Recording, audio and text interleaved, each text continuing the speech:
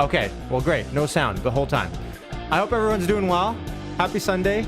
It's 11 a.m. here Pacific time.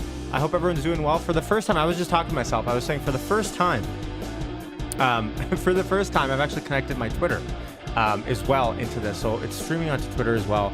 But I see everyone here on YouTube. Let me know where you guys are tuning in from, city, state, country. And let me know if my audio is coming in A-okay. I guess it probably is now. Okay, awesome. Okay. I see. Jan, how's it going? Or I guess, sorry, Jan. Jane, no sound exploration. How's it going? DRK, we hear you, but only the music. Well, that was on purpose. 100% on purpose.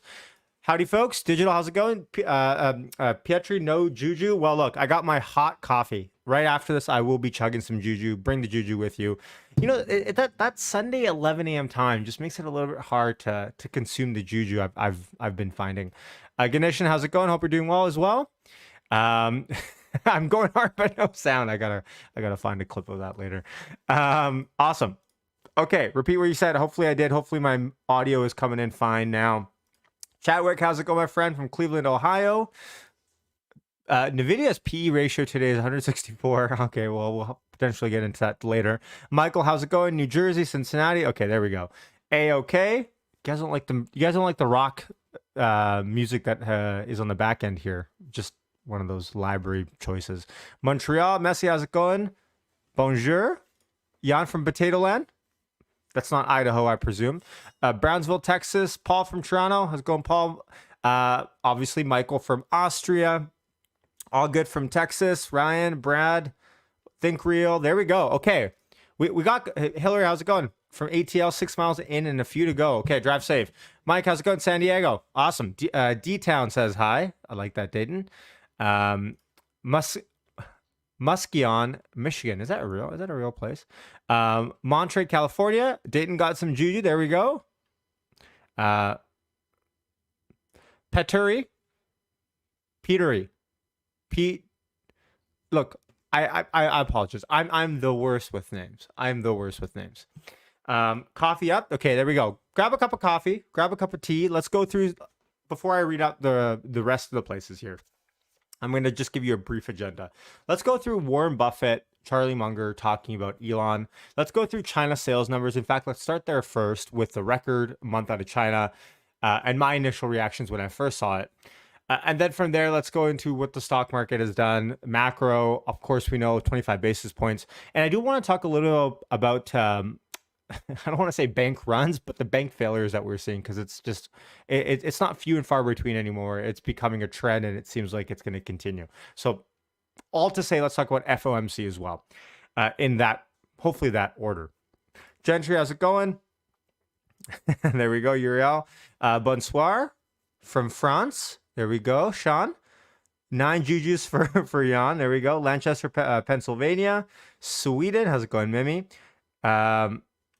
Boyle, I like it. You're just like conditionally trained, you know? It's like Sunday, 11 a.m. Pacific. It's almost like your subconscious knew it. Ottawa. Beautiful British Columbia. Timothy, how's it going? Our local friend here. Calgary, Atlanta. 8 hours north of Yashi, says Steve. Or are you Prince George or something?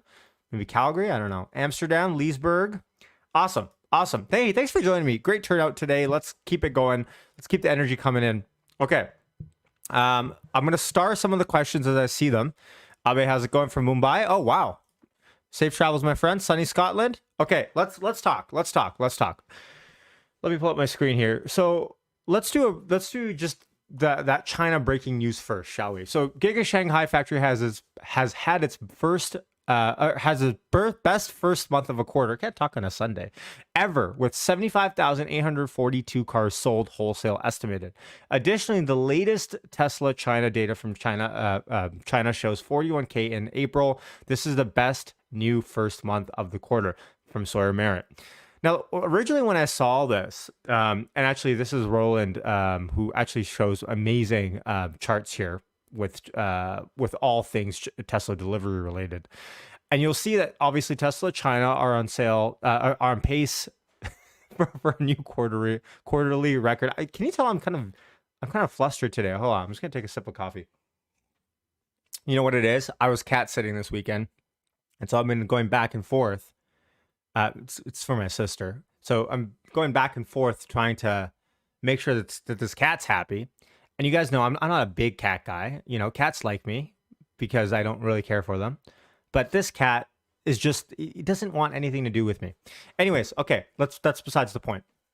So anyways, originally when I saw these numbers coming out of China and I saw the graph for it, I originally thought, okay, it's a little bit of a slower month past March. But that drop off is typical, right? That drop off from end of quarter month, let's say March to the first of the next quarter, April. That drop off is pretty normal, and it's especially normal because of days that the factory was even online in the first place, right? So at the end of the day, these numbers coming out of China, I think, really contributed to the stock rise that we saw the other day. Now, 170 sitting on Tesla, up 5.5%. Of course, it's not just this China news. The NASDAQ was up about 2% as well. So give or take, Tesla should have been up 3.5%, 4%. And so that little extra 1.5%, you could say, came from the China news. Now, at the end of the day, Apple really carried the market, right? Apple was up, not Alcoa. Apple was up 4.69%, quite nice. And you know what's crazy to me, folks? Apple's chart, right? What if I told you that Apple was really not far away from all-time highs? Would anyone believe it? And I'm going to ask a question in the chat here. What has contributed to Apple's, let's just do the math here real quick. So let's assume, I'm going to assume this is the all-time high. What is this? End of 2021. Apple is about 5% away, let's say 5, 6, 7%, whatever the exact number is, I don't know, from all-time highs. I'm going to ask you guys in the chat, what has contributed to Apple's amazing stock price appreciation and strength so far, other than company fundamentals? What is it about Apple and the way that they do their corporate governance that has contributed to this? Not the AR VR glasses, that hasn't come out yet. Let's see if anyone gets this. Because look, it's just crazy to me to even look at Apple's chart and to go, wow, Apple is very close to all-time highs again. Just nuts. Of course, we've gone through a roller coaster ride. But what is it about Apple? I'm going to wait in the chat here. Timothy got it. There it is. Timothy says buybacks. Exactly. Not getting political. Jan also got it. There we go. In bad times, people tend to save stock. Well, that's actually true as well. Kathy Wood calls it the cash of the tech stocks. But buybacks. $90 billion worth of buybacks announced for Apple this quarter, right? Exactly. You guys got it. 90 billion of Chris says Buffett, 90 billion in buybacks. Folks, when you buy back as much as Apple is buying back, essentially you're not only offsetting stock-based comp in terms of how many shares outstanding you have. Because remember, the stock's market cap is just a function of what the stock price currently is multiplied by how many shares outstanding are there for that company. And so when you keep reducing the amount of shares outstanding, or at least offsetting that, that's how you continue to have this meteoric growth into market cap. And of course, dividends as well. It is a cash park, Gentry says as well. The new market, I mean, there's definitely an argument about that as well, right? Them diversifying from China and going towards India as well. But I'm telling you, folks, the reason why Apple is worth $2.75 trillion today, I would say, I'm not going to say the majority of it, because the majority of it goes towards the fundamentals of the company and what they've done. But a large degree of that is attributable in my opinion, to buybacks and dividends they've announced and their program.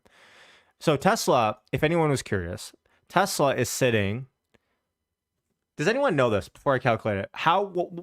What percentage of a rise would Tesla need from today to hit all-time high again, or at least match it? Before I calculate this out, let's see if someone knows it off the top of their head. And no Googling. Just throw your guess, as wild as it is. I'm watching the chat here. Let's see here.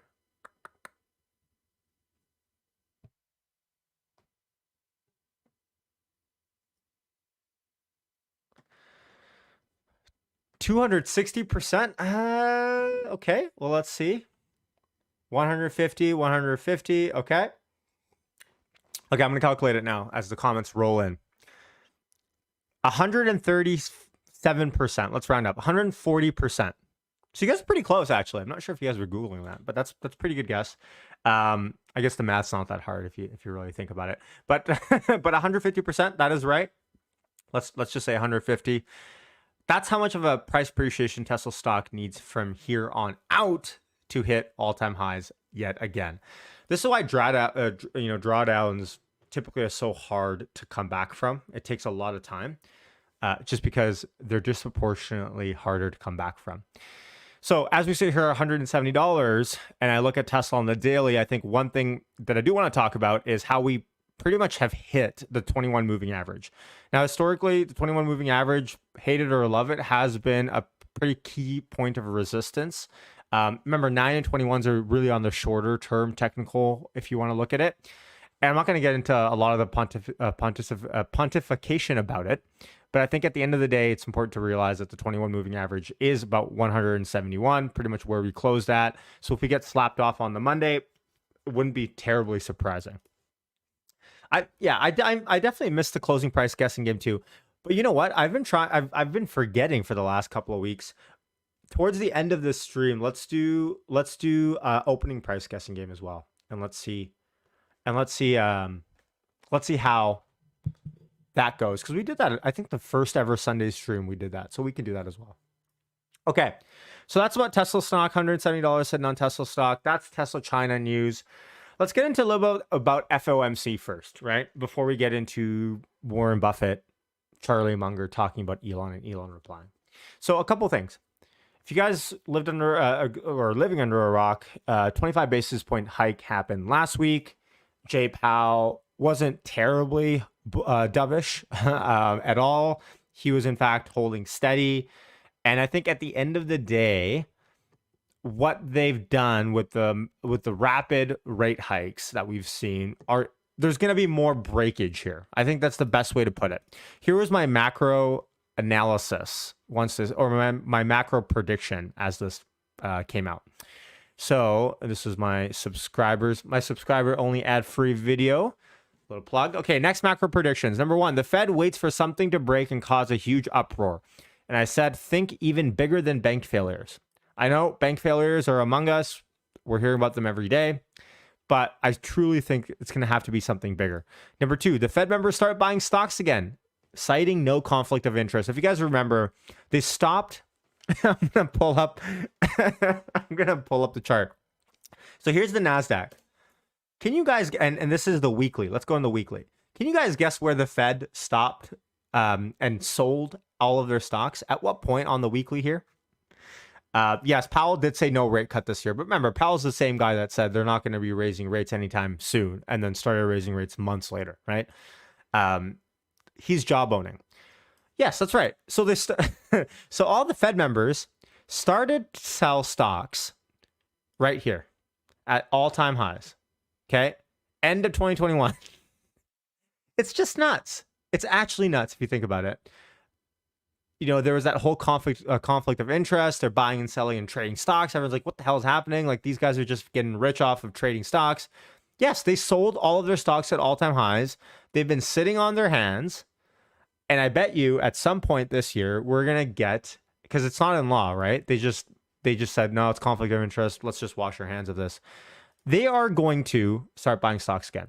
And then my last prediction is lower rates to end the year. I still think this happens. By the way. I know Jay Powell explicitly said no. A lot of people on mainstream media coming on saying you guys are dreaming if that's happening, but I really do think this is going to happen. Lower rates to end the year, even if it's a little bit.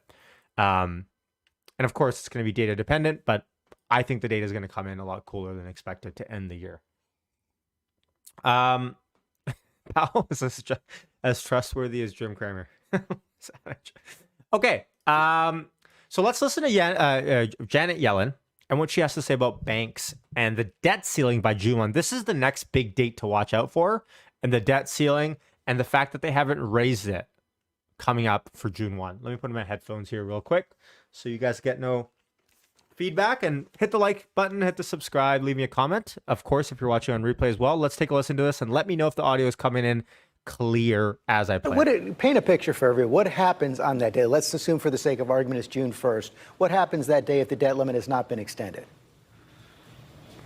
Well, Treasury finds itself in a position where we're unable to pay all of the bills that come due that day.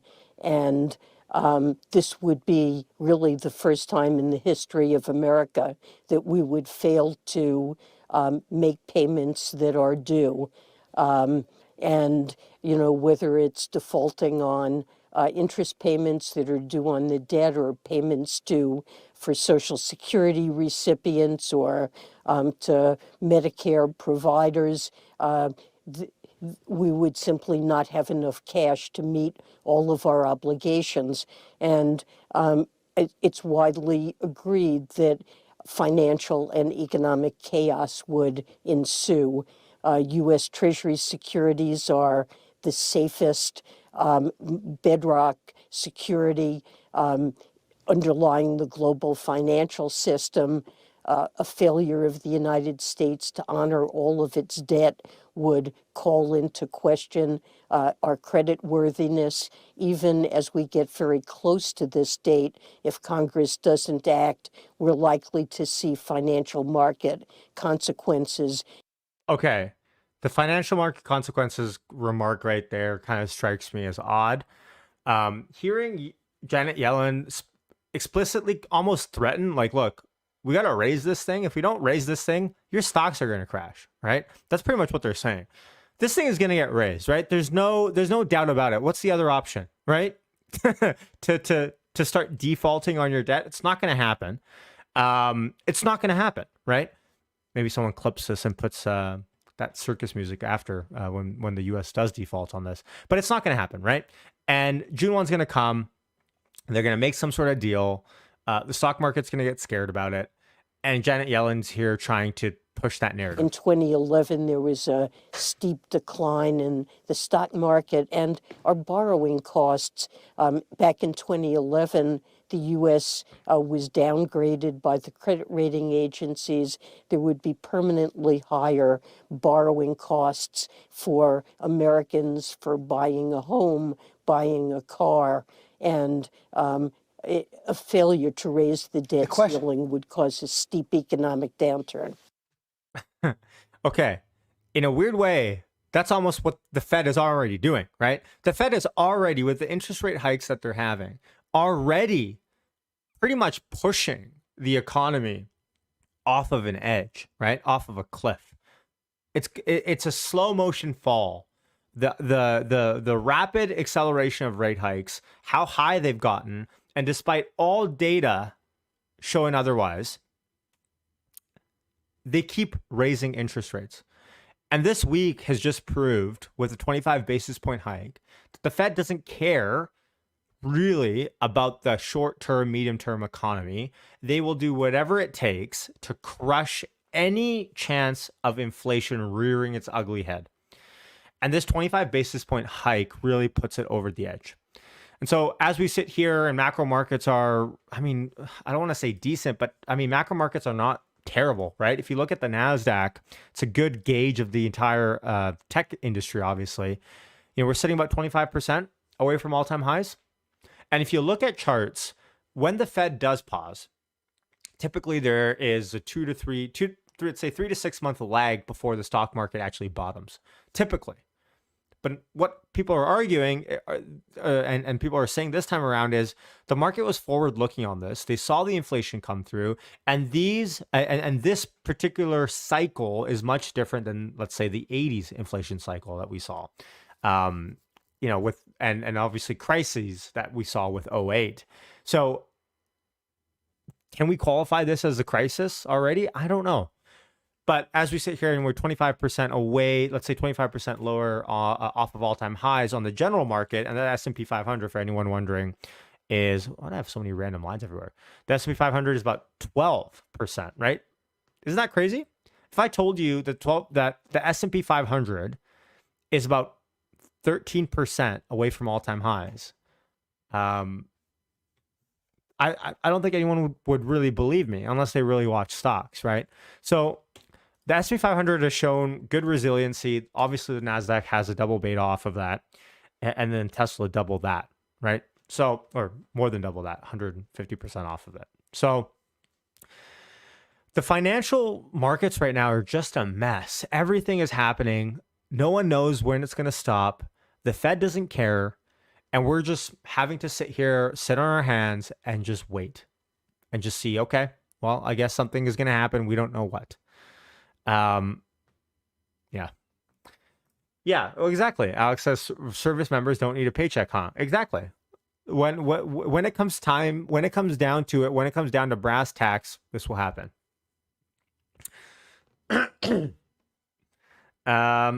Well, Marty, okay, so Marty says can't have a recession because unemployment is still super low. Well, check this out. I'm going to try to pull it up ad hoc. I'm not sure if I can actually pull it up, but payrolls, the revision of payrolls. Hold on, let me just pull up revisions. Payroll. Check out this. I don't think you're going to believe this. So check this out. So everyone that's saying job numbers were really good, right? Zero Hedge tweeted this. This is just data. Don't mind the source. March payrolls revised from when they came out 236 down to 165. So instead of a beat, it would have been a huge miss. Remember, the expectations were about 230 for the month of March payrolls. So we saw March payrolls come, the day come, and they announced 236 jobs, 236,000 was there, and 6,000 over expected. And now that that there's been time for that data to actually come through and there's some changes to be made, the actual number is 165,000. So what we're seeing here is essentially the blind leading the blind, right? We're making policy decisions on the margin of error on this is so large that it just doesn't make any sense. If anyone has any insight on this, please let me know. It's just mind-boggling. It really is mind-boggling. If anyone wants to come on stage and give their opinions on any part of this, feel free to. I just threw the StreamYard link in the YouTube chat. Okay, let's move on. Warren Buffett on Elon Musk, and let's listen to what he has to say in this short clip. My name is Max Joe. I'm from Toronto, Canada. Hey. I have a question for Charlie regarding a statement you made in the past. You once mentioned that you would prefer to hire someone with IQ of 130 who believes it's 120 over someone with IQ of 150 who thinks it's 170. I understand that you are referring to Elon Musk. Given the recent success of his ventures, such as Tesla, SpaceX, and Starlink, I'm curious to know if you still hold the view that Elon Musk overestimates himself. Thank you so much.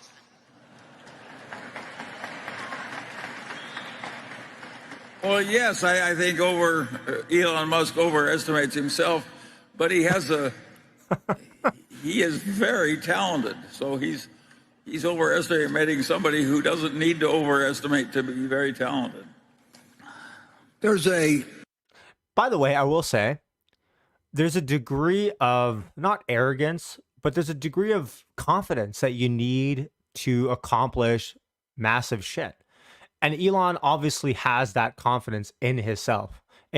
So of course, Charlie Munger is going to say that, he thinks he's better than he is, but it's hard to accomplish anything in this world without having confidence in yourself, and not arrogantly, but you have to really possess that self-confidence. And it's not surprising that Elon possesses that. Bill Maher program, about a week old, maybe 2 weeks old, but he interviews Elon, and Elon does a terrific job,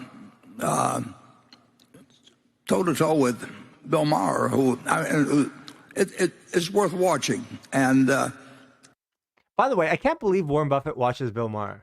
I don't know. I feel like Warren Buffett would just read the news and sip his Diet Coke. Elon he's a brilliant guy, and I would say that he might score over 170, but he he dreams about things, and his dreams have got a foundation. He would not have achieved what he has in life if he hadn't tried for unreasonably extreme objectives. Yeah. He likes taking on the impossible job and doing it. We're different. Warren and I are looking for the easy job that we can identify. Yeah, Exactly. yeah. If we can do it. That's a perfect summary of the difference between two different entrepreneurs, right? Two different investors right there. Playing tic-tac-toe will do it, I mean, We have a wholly different way of going at the life. whole way. Yeah. But we don't want to compete with Elon in a lot of things. I mean, We don't want that much failure.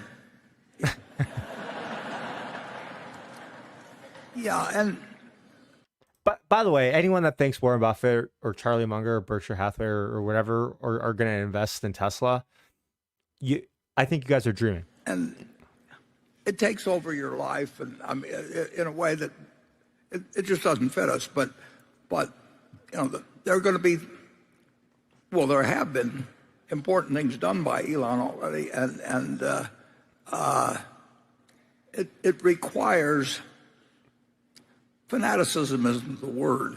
Yeah, it is the word. Okay. Well, it isn't quite the word, but it's a dedication to solving the impossible, and every now and then they'll do it, but it would be torturous to me or Charlie, and I like the way I'm living, and I wouldn't enjoy being in his, but he wouldn't enjoy being in my shoes either.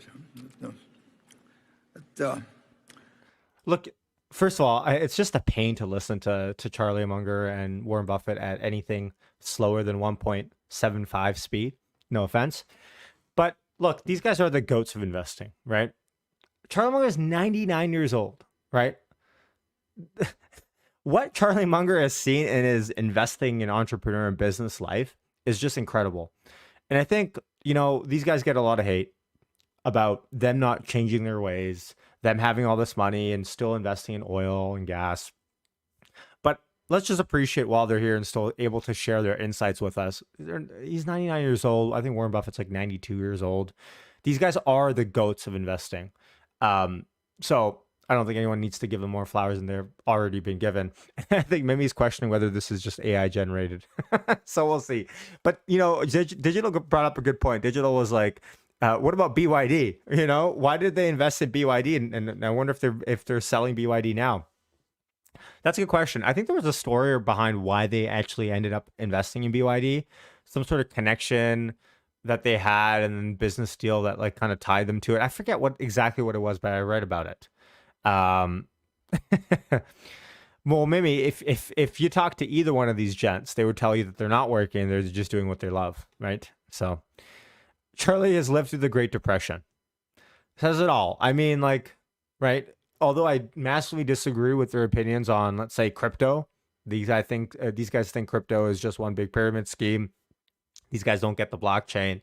Whatever. I don't think they need to get it, right? It's kind of past their time. So,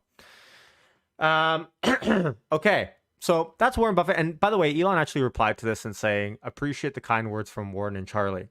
Elon actually came back to this thread and actually said, hold on, let me just pull this up. Elon's tweeted a lot. He tweeted, I think last night, he's saying that he's going to talk to Charlie and okay. Wrong answers only. Who is this with Jeff Bezos? Okay. By the way, Elon's been tweeting so much now that he's fixed a bunch of things on Twitter. It's hard to find any one of his tweets now. Anyways, he said that he'd contact Charlie and Warren and get their opinions on whether they'd want to do a Twitter space. I don't think that's going to happen. And I think he pretty much said as much, but he said that he'd ask them. Oh, right here. He said, that'd be awesome. I suspect they will say no, but I'll ask Warren and Charlie. So obviously he's in good standing with them as well. Okay, let's do it. Gentry, we should actually. Let me just start this. Okay, so let's take a listen now to Yahoo Finance which is pretty much captioning Tesla stock is oversold, but it's a prove me story to the end of the year. Says our friend, none other than, can you guess who it is? Mr. Green Tidal Wave himself. About Tesla, though, because Dan there's Ives. one where maybe you needed something stronger than a cappuccino. Have you been watching the recent stock action, Dan? The company did just come out and say it was raising some of its prices in China, but also it sounds like in the U.S., not raising by much, right? And so is this just like a bonus throwing to investors, or what? What do we make of it? Yeah, look, it's been obviously under a lot of pressure with the 6 price cuts. It's that push-pull between margins and units. And obviously the stock had a nice rebound that we've seen earlier this year. But going forward, it's about showing that the sustainable growth story in China is there. So everyone's focused on China. I don't think anyone cares about anything else. Everyone thinks, okay, well, if Tesla earns the majority of their margin from their Chinese factory at the moment, right? Because remember, Giga Berlin, Giga Austin still ramping up for sure. Giga Mexico, by the way, I don't think gets enough love. And we don't talk about it enough. Fair enough, because it's not like it's live yet. But that's slated for the end of next year. All eyes are still on China. And I still think that's why on Friday, when we got these China numbers, that we saw that relative strength come through. That the price war that's playing out, they're going to be able to navigate, ultimately to a company that hits 1.9 million units, but you're able to have that gross margin ex credit in that sort of upper teen 20% range and going forward. That's going to be the balancing act here for Tesla. Look, I think the stock's oversold, but no doubt it's a prove me story into the second half of the year. And Musk and the team have been there before, but I think you're just going through a digestion period here. But I would rather them put an iron fence around their install base in what is this EV arms race playing out, especially in the 313 era with GM and Ford going all in. GM and Ford are not going all in. Okay, the only wrong answer is only what are GM and Ford going all in on? Because it's sure not EVs. Okay, it's sure not EVs. Wrong answer is only what are GM and Ford going all in on? Let me read out some comments as I play this. So Tesla raises prices for Model 3 Y. Remember, they raised about $500. I think they're just playing games at this point, but they have, and watch them go through. Now let's move on to another company that we talk about a lot, Tesla. Following a number of price cuts this year, Tesla is now hiking prices in certain areas. The Elon Musk-led EV company raising the price of its Model 3 and Model Y in the U.S., China, Canada, and Japan. The Model 3 and Model Y series of cars now cost $250 more Look at the price on this. here in the States, but it is still lower than where it started the year on. So the price cuts, sure, they're kind of bouncing back in just a bit. I mean, there's a fear in the market, really, that potentially those initial price cuts, especially in a market like China, kind of started a price war, if you could argue that, especially because there's so much competition in the EV space. As we always say, Tesla no longer just the only game in town. Okay. Again, competition is back. I get it. There's a lot of models of these cars coming out, right? Like I think someone said in the chat here, who was it? Raymond says GM all in on the Hummer production to hit 100 by the end of the decade, right? Like when they're doing 2, they sold a grand total of 2 last quarter Hummer EVs. It's just like, sure, you might have more variety of EVs, but none at scale. And remember, Ford's EV margins came in last week, and they're like minus 102%, right? So it's just, sure, I mean, competition might be coming, but they're not coming at scale, and they're not able to scale. And it's not like, for example, so when Tesla had terrible margins when they were a younger business, they had a path with their tech to get to where they needed to, right? So although you still have to sell yourself on the fact that the team would have to execute, what does GM have? The Altium, right? We don't know if the Altium even exists, right? So it's just nuts. Mary ordered the third. Yeah, certainly. We've seen that pressure on a number of the traditional automakers being forced here to lower their prices because of the fact that Tesla had continued to cut their prices on some of their most popular models. So you're right there. This increase of $250 here in the U.S. for their Model 3 and Model Y, we're still a far cry from what those models were selling at the start of this year. So still substantially lower. But I think this is just Elon Musk responding to some of the criticism that we had gotten from investors, what we had heard from analysts here over the last week or so, ever since Tesla reported their latest earnings and did show that their profit margins were under pressure as a direct result of these price cuts. A number of analysts lowering their price targets on the stock as a result. We also saw a couple of downgrades there. On the flip side, some are just saying that this is going to be some short-term pain for that long-term game and that this could actually really work out to Tesla's benefit. But the street taking some issue recently with the magnitude of these price cuts overall and what that could do to pressure margins here in the short term. Yeah, obviously concerns about those price cuts, but also, you have to wonder if there is a reset of expectations among investors, especially given where the EV market is right now with Tesla facing a lot of competition. Okay, so they hinted at this there, that Tesla is going all in on selling as many unit vehicles and they don't necessarily care about profit just yet. Now, I pulled up my back of the napkin Tesla valuation, and I'm just going to pull up FSD for a hot second, right? Because really, I mean, if you think about it, this is kind of the bet. Well, it's not the entire bet, but it's at least the street is looking at this through this lens. Let me just try to make this a little bit bigger if I can. Okay, so the street's essentially looking at it like this. Do we believe in Tesla's FSD story? And I think they look at it the wrong way, right? I have an interview coming out with Hans from Farzad's channel. You might have seen him on there. Coming out this week where I talk about this and he pulls up his awesome model as well. But I just want to go through my back of the napkin that maybe some of you guys have seen before. Of course, Tesla as it stands has only so many cars in the fleet, right? But by 2025, there's probably going to be about, I don't know, 10-ish million, right? Give or take, plus or minus, cars in the fleet. Actually, I had 11. But the thing is, Tesla doesn't need to sell FSD at $299 a month to make a marginal increased revenue. So just hear me out.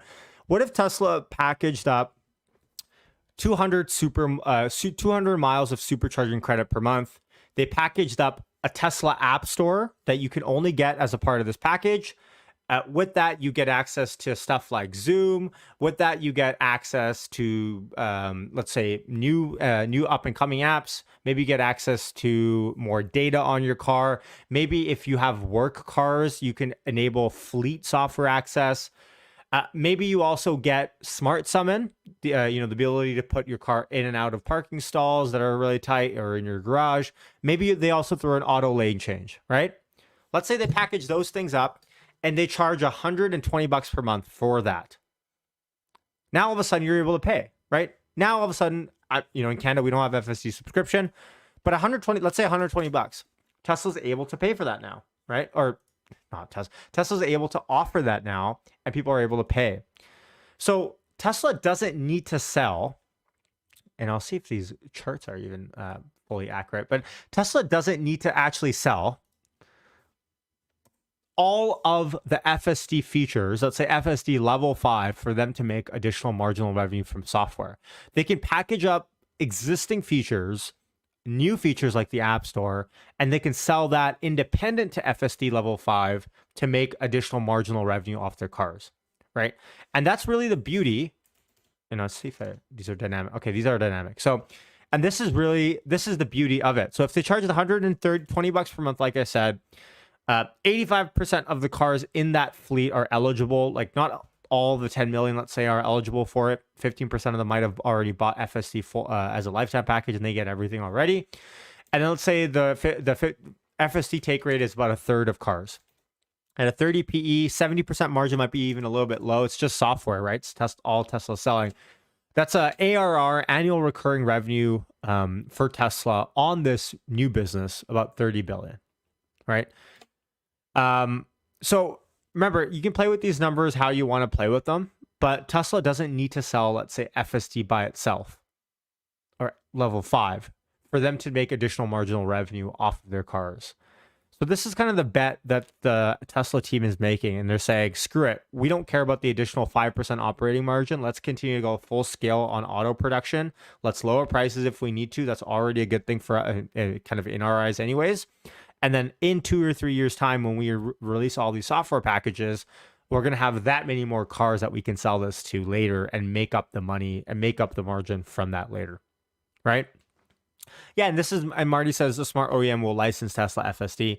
Well, that's not even including any of that, right? This is not including the FSD robotaxi stuff. Like, this is just a conversation about taking current Tesla features plus or minus some, and Tesla App Store is going to be a big one in my opinion, and throwing that into a monthly package.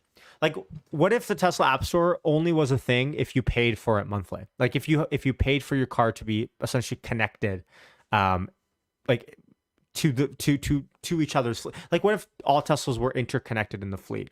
Maybe that opens up some sort of business opportunities. Maybe that opens up some sort of insurance opportunities for third parties. Maybe you can sell data to insurance companies, right? What if Tesla started selling fleet data to insurance companies, and that was a big way that they started monetizing the data that they had? There's a lot here that can be possible. Of course, we're trying to read into the lines a little bit of it. But yes, Martin says, how can any other manufacturer license FSD? They need to install the same cameras Tesla has. Well, that's the thing with vision, right? So this is the vision part in the double entendre. Here's the vision, right? Since Tesla only uses vision and no specialized equipment, in theory, all you would need to do is calibrate future car manufacturers' camera sets. Just get 360 cameras and be able to calibrate it into your machine learning. Like, it in theory, if all you're intaking is vision, that calibration process shouldn't be that hard, assuming that you have 360 vision on future manufacturers' cars. So I don't think the cameras themselves have to be the exact same model, spec, whatever. They just have to be able to input the same info. And even then, you can probably calibrate it some. Again, not an engineer, I don't know, but I think this is the vision that we've been sold on, at least without using LiDAR, right? Or radars. Digital says they showed the interconnectivity in a way of how the neural net stores virtual maps. So the more Tesla drives in an area, the better the model gets. That's actually a big gripe that I have often is with, honestly, is with the map situation. The routing is just, sometimes just has these big quirks, especially on highways going towards superchargers. I don't know what it is. It's probably gotten better. But it's just in my area, sometimes like the navigation, I have to go on Google Maps sometimes just because I just don't trust. It's just taking me through back alleys sometimes. It's told me to like turn right and then turn left, and I can just go straight and then go through a left signal. Like, it just, yeah, there's just some things there.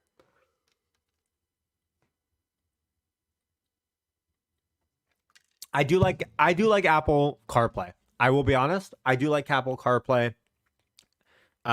Tesla, the kind of just a Tesla experience is okay for me as well. But CarPlay, anytime I've ever used CarPlay, I've always liked it, and obviously that's because I have an iPhone. Awesome. All right. So I'll post the StreamYard link one last time. I don't think anyone wants to come on a Sunday. You can come on your phone as well. Hold on here. Let me just pull this up. Interesting. So if you're watching on Twitter, I hope you guys are enjoying it. This is the first time I've decided to throw it on. It looks like we have some viewers on Twitter as well. Awesome. Okay. So let me just pull this up here. So as we head into the busy week ahead, I just say that because it seems like every week is some sort of macro crisis going on. Remember, Tesla is up against, on the daily, some resistance here on the 21-day. So that gap fill, by the way, that we were talking about to the 145 area still hasn't happened. And I'm still of the belief that it will. I still think so. I still think that we fill in this gap from, what is it, right here where my cursor is, end of January this year into the 145 range. I still think that happens.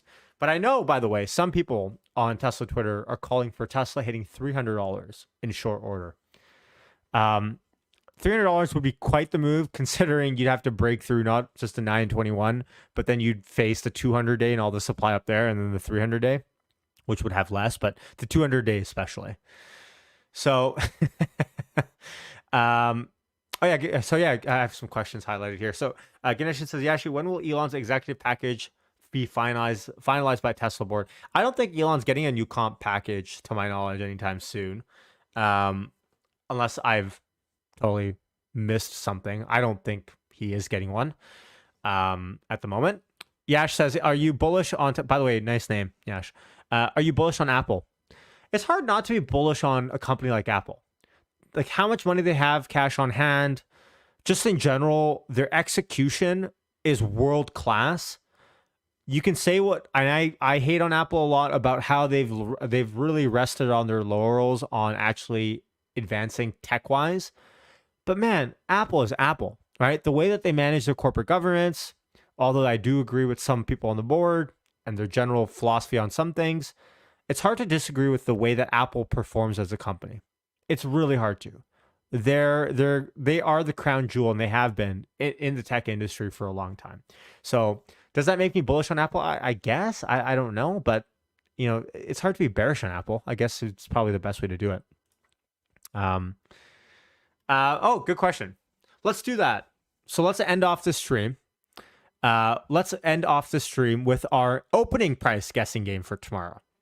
Man, it's been a while since I've said that. Price is Right rules. You have to be at or under to win the virtual Juju prize, which I'll come back and see in the chat who's won. That might be a little bit hard, but let's throw it in. If you win, you win. You have to be at or under. Remember, if you're even a penny over, you can't win. So throw your guess in tomorrow. What do we open at? And not pre-market, okay? I'm talking 9:30 a.m. Eastern time, 6:30 Pacific time. What do we open at? What's our first tick at? 170.06 is what Tesla's currently sitting at. I'm going to throw in my guess as well, so I have it on the record. I'm going to say, because we have this banking crisis going on, I'm going to say 167.69. I'm going to throw that in the chat there. I haven't, Tony, on that company. No. So throw your guess in on that.